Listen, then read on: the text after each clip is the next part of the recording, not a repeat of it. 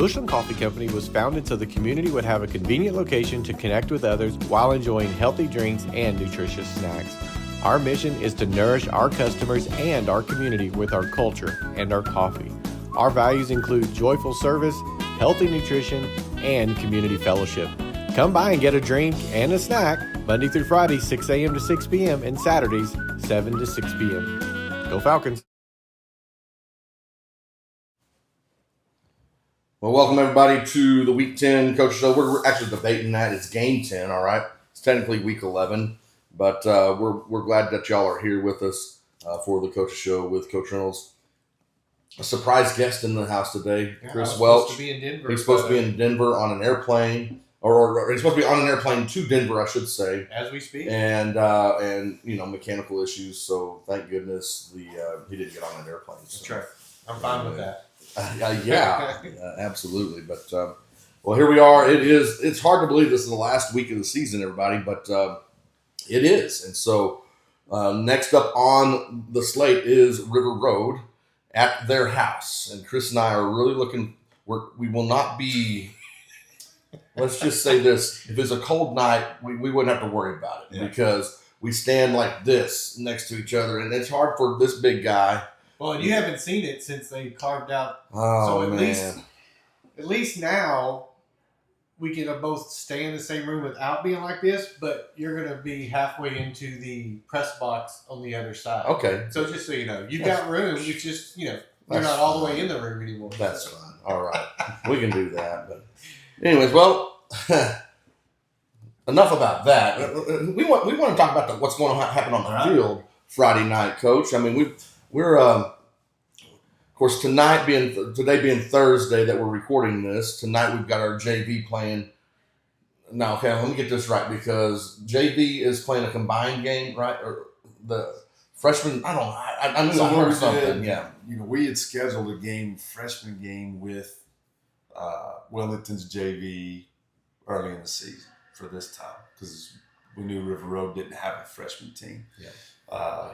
So we're still playing that game. Now, what we do mainly there's been several times, probably this year more than any, where we've had to combine our freshman and JV together. Mm-hmm. Well, when we do that, you got 55 to 60 kids on a team. So, but you want to try to rotate in to get some playing time. So everybody's playing time, even if you rotate in, everybody's playing time has been cut a little bit because of that. So we're trying to maximize that for our kids. And due to some of different injuries, starting with the varsity and even JV, where our numbers are at, we're going to have some freshmen up on the JV combined with the JV to play River Road, and then we have some guys that are freshmen that are going to stay on that freshman team and play Wellington's JV.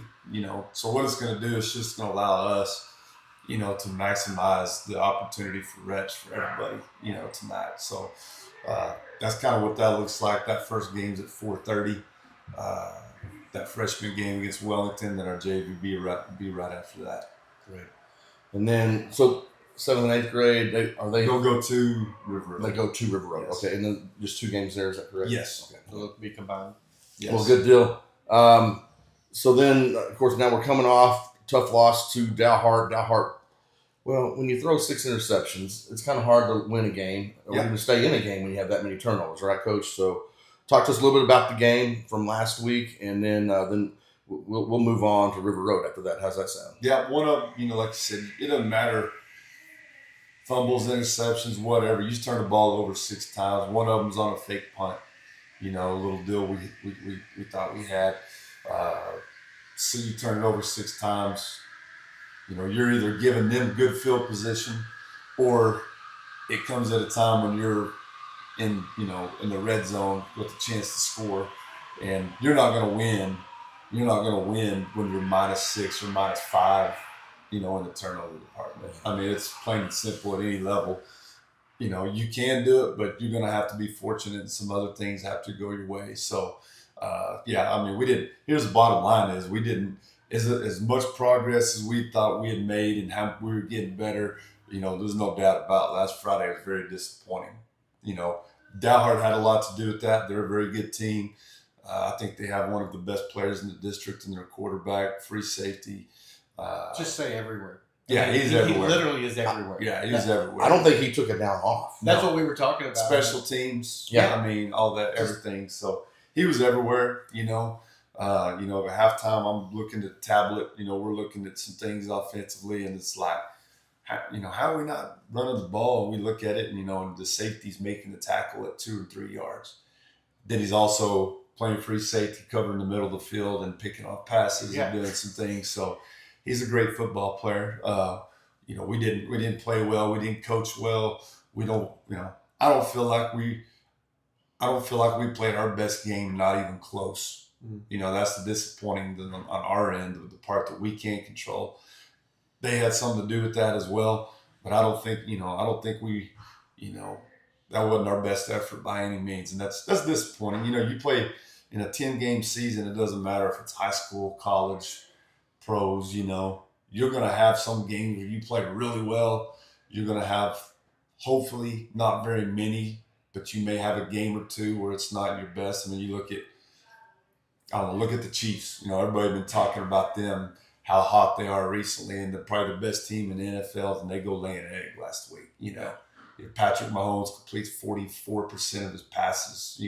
He had never done that in his whole NFL career yet, below 50%. So what you hope is the games that you don't play well, it's not your best, you still can find a way to win it though. And we didn't play very well, didn't coach very well last week, and didn't give us a chance to win. So we have to learn from that, and a lot of things that we control, we feel like that we could have done better, and you got to address those things and look at them, and then you hope that this week we're a lot better at that. Yeah, it just seemed like we just couldn't get anything synced up and moving. Yeah. Oh, absolutely. And when you did, one of those turnovers happens, right? Yeah. You're just like, okay, getting some momentum, bike's starting to move, Yeah. and then that happens, and then that just throws everything off. Yeah, well, you shoot yourself in the foot a couple times on their first drive of the game, their first possession. You get them to fourth down, and they convert a couple of fourth downs, but they take 6 minutes off the clock. That was a long on drive. that for a long drive, just steady down the field, selling at 17, 18 plays. And they're notorious for that. Yeah. I mean, Dalhart Yeah, did that exactly. last year. Was it last year? When They did it to Shallow Water a couple of Yeah. years ago, where they went to end the game on a 20-something play drive. It took Yeah. like the last 8 or 10 minutes off the clock. But they converted a couple of fourth downs. We had a penalty that extended the drive. You get them to 3rd and 20, and they find a way to still get the first down. Yeah. You got to be able to get off. You got to be able to get them off the field. Yeah. Whether that's not having penalties, whether that's just tackling better, whatever it is, we got to find a way to get off the field there, and then we got, the thing about it is, we still have a chance to answer. There's a lot of football left, and we kind of drive it a little bit, then we get good field position 2 times in a row. They kick a little, I don't know if it was intentional. They're trying to kick off and hit our front line guy, or he just misses it, whatever, but we recover and get the ball midfield. We do get a stop, I think, after their 2nd or 3rd possession, and they kind of shank and punt. We have good field position, and we do absolutely nothing with it. And, and then I think it's not too far after that where, we're driving it down and we're thinking, all right, at least, if we can get a touchdown here, it's two possession or 1 possession. And then I think that's when the pick 6 happened maybe. And, we just, it's one thing after another, just shooting ourselves in the foot. And you're right. There was never any rhythm or continuity offensively that we could get anything going. And they did some different things defensively that we hadn't seen them do. And sometimes you see those things like, all right, here's how we got to adjust, what they're doing. Here's what, at this point, you've pretty much seen an even front, a 4-2, a 4-3, an odd front, a stack, cover 2, cover 4, man free. At this point, you've kind of probably seen most of it, throughout the course of the season.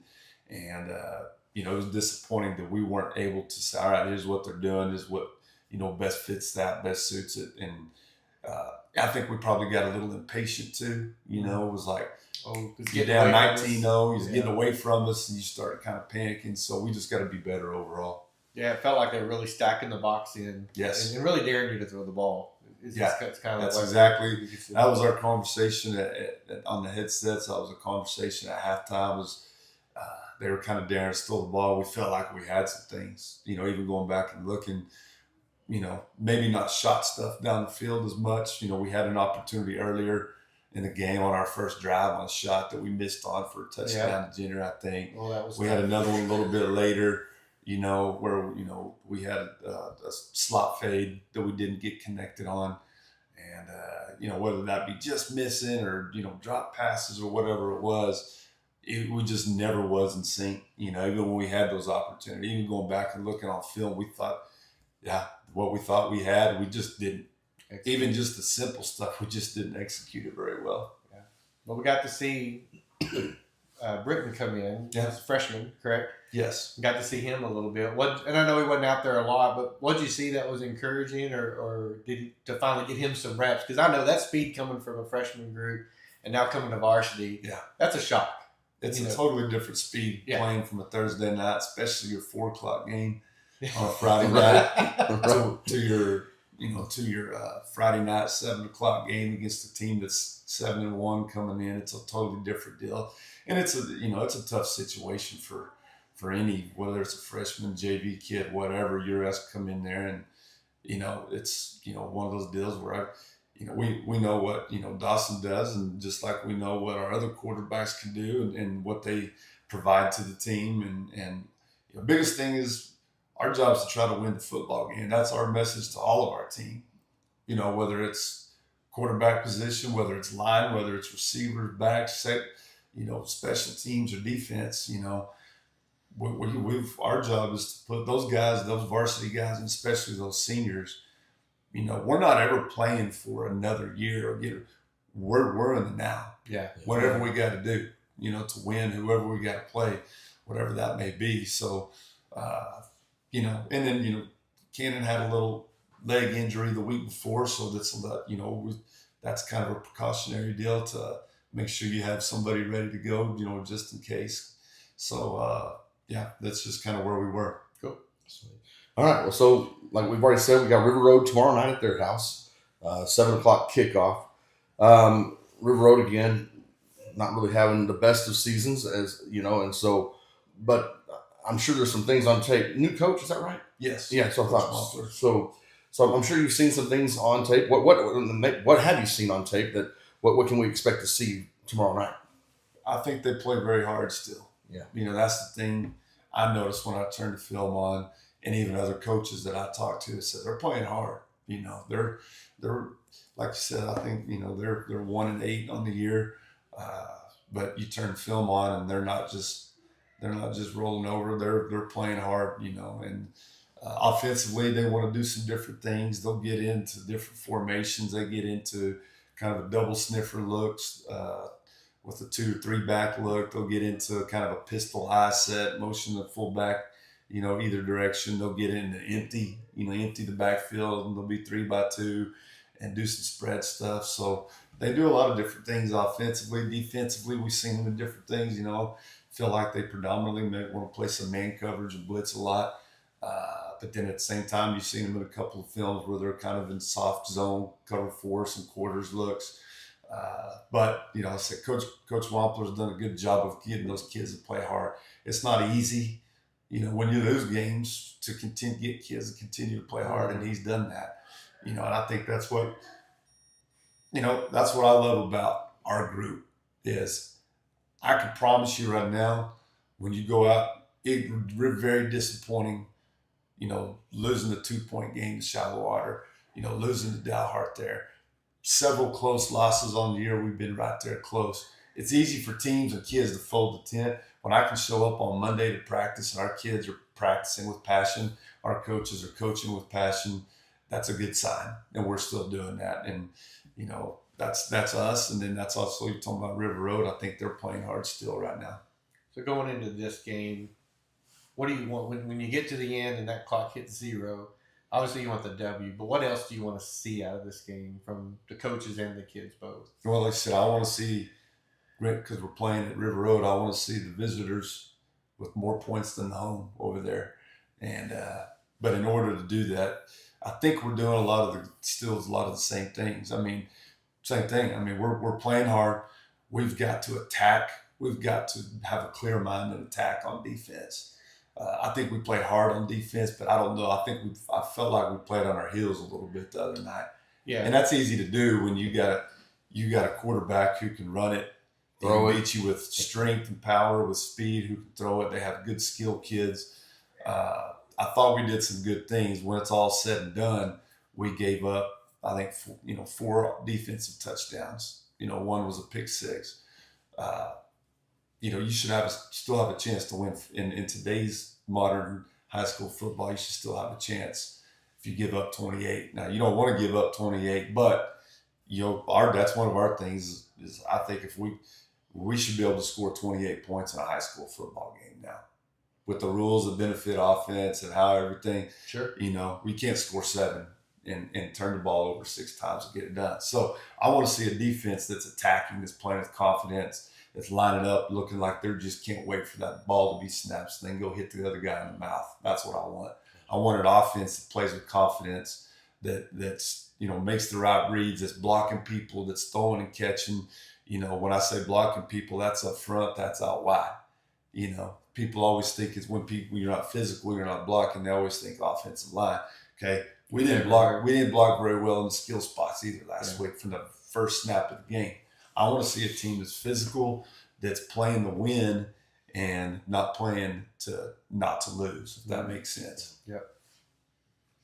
That's good. Well, when you look at coming up this week, are we expecting to see anything different from a offensive or defensive perspective, as far as any different formation, any different folks in the lineup, anything different, or just let's just execute with what we have? Well, you'll find out Friday. Okay. Good try, Chris. Good try. I tried. Here's the thing I'll say about that. We're always offensively, you're always going to have a few wrinkles here and there every week based off what you see on film. All right, they don't line up very good to this. They don't line up to that. Sure. Personnel wise, here's the thing. Everybody sees the obvious. What everybody doesn't see is practice. Yeah. What everybody else doesn't see is all the other stuff.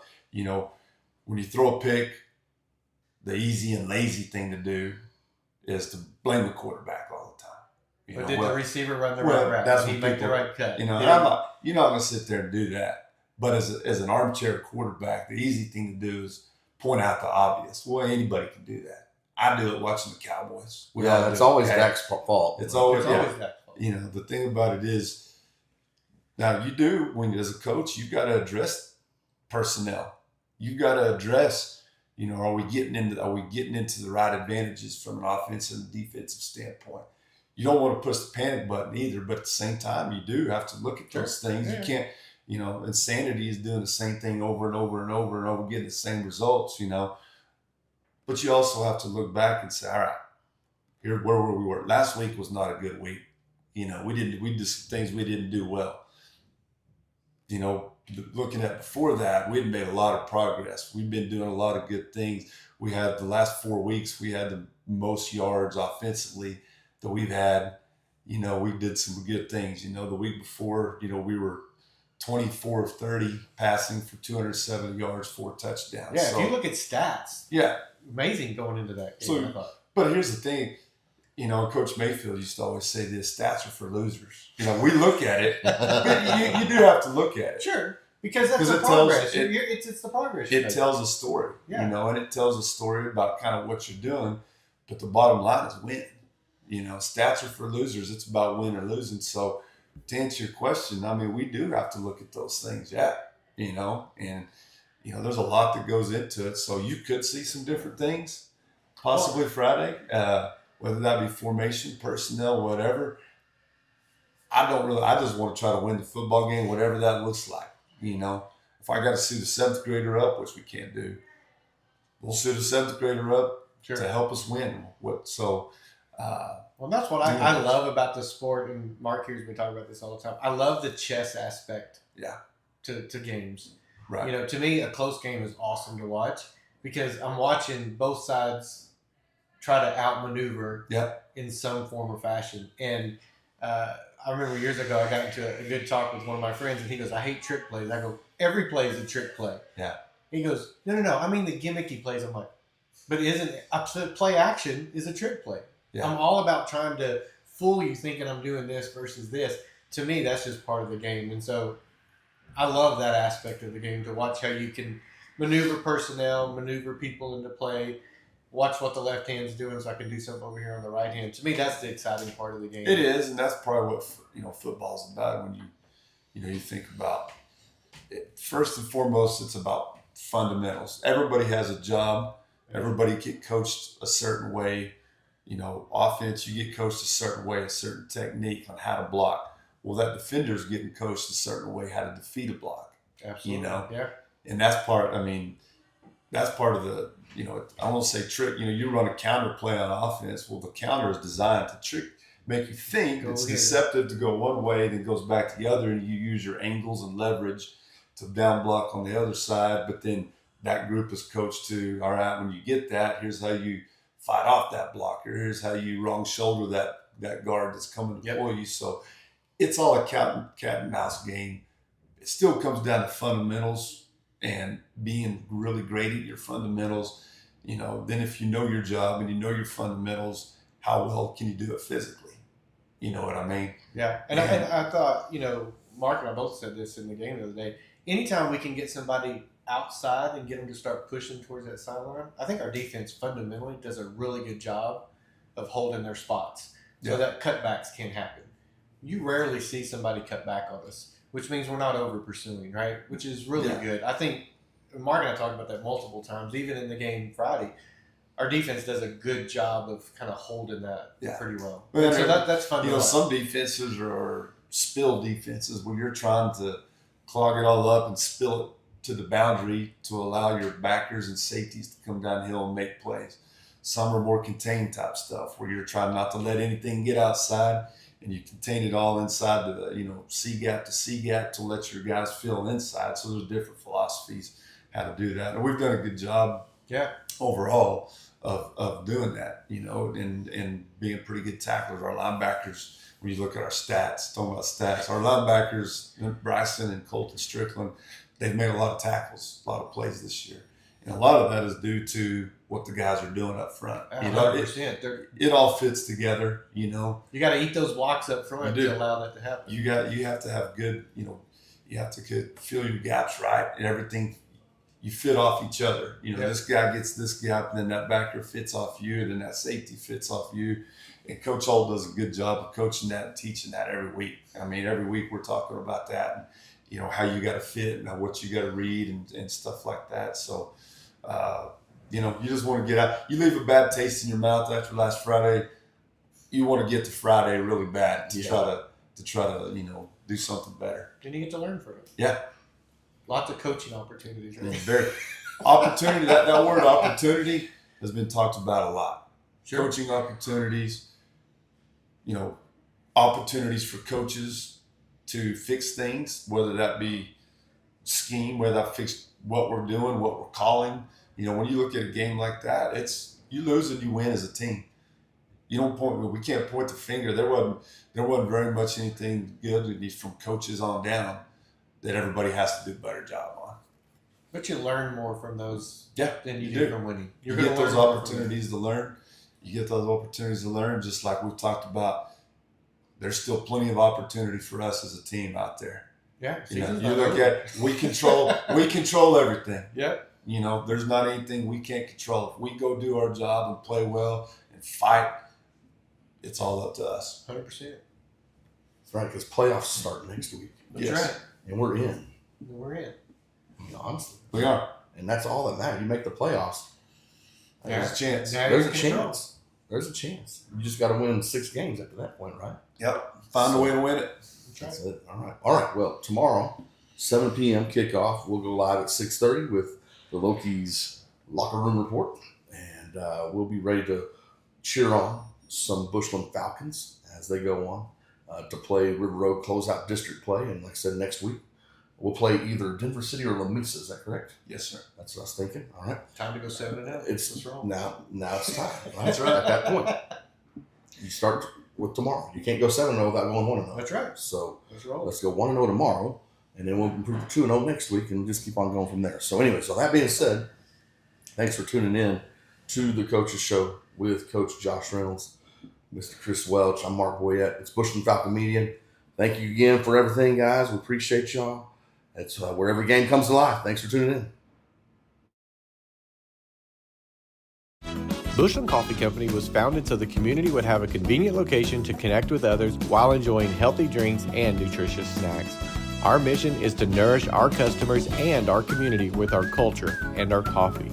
Our values include joyful service, healthy nutrition, and community fellowship. Come by and get a drink and a snack Monday through Friday, 6 a.m. to 6 p.m. and Saturdays, 7 to 6 p.m. Go Falcons!